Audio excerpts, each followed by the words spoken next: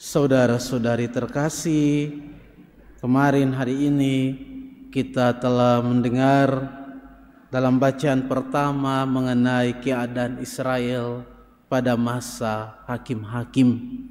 Sesudah mereka memasuki tanah terjanji diantar oleh Yosua bin Nun, tanah di mana dikatakan dalam kitab suci adalah tanah yang berlimpah-limpah susu dan madu, untuk menggambarkan tanah yang diberikan Tuhan, kesuburan tanah yang diberikan Tuhan kepada mereka. Rupanya sesudah kematian Yosua bin Nun, bangsa Israel kembali jatuh dalam penyembahan kepada para Baal, Allah-Allah bangsa asing. Untuk itu kemudian mereka dijajah oleh bangsa Midian. Alasan utama kenapa mereka kemudian dijajah atau mengalami penderitaan karena mereka dijajah oleh bangsa Midian adalah karena mereka melupakan Tuhan Allah yang dalam kitab Mazmur mereka sebut sebagai gunung batu kubu pertahanan mereka.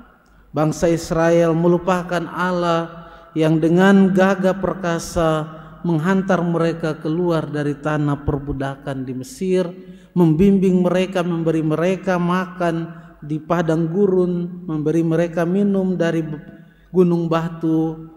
Mereka lupa tempat di mana mereka mengalami bahwa Allah sungguh-sungguh menjadi kekayaan mereka, menjadi harta mereka. Mereka lupa akan Allah sebagai gunung batu, sebagai kubu pertahanan mereka.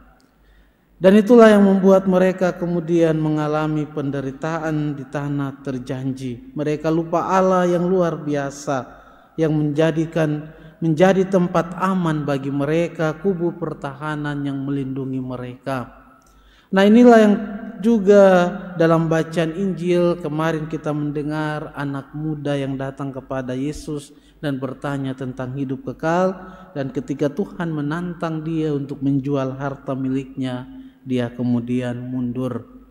Maka saudara-saudari yang terkasih, bacaan-bacaan hari ini mengingatkan kita untuk selalu membangun hidup kita dalam Tuhan sendiri.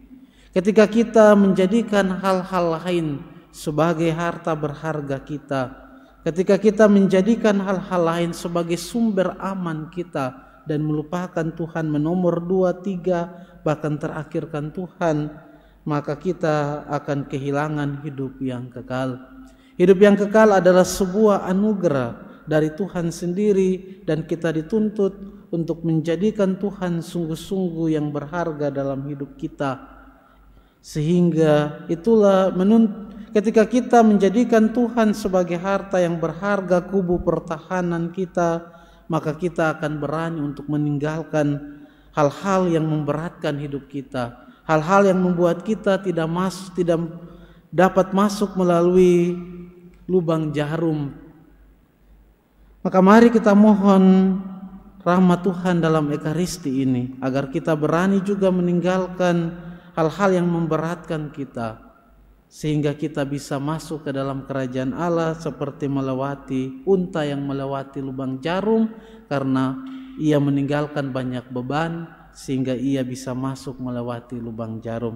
Mari semoga sabda Tuhan dan santapan tubuh dan darah Tuhan memampukan kita menjadikan Tuhan sebagai gunung batu, kubu pertahanan kita, harta berharga dalam hidup kita. Tuhan memberkati kita semua.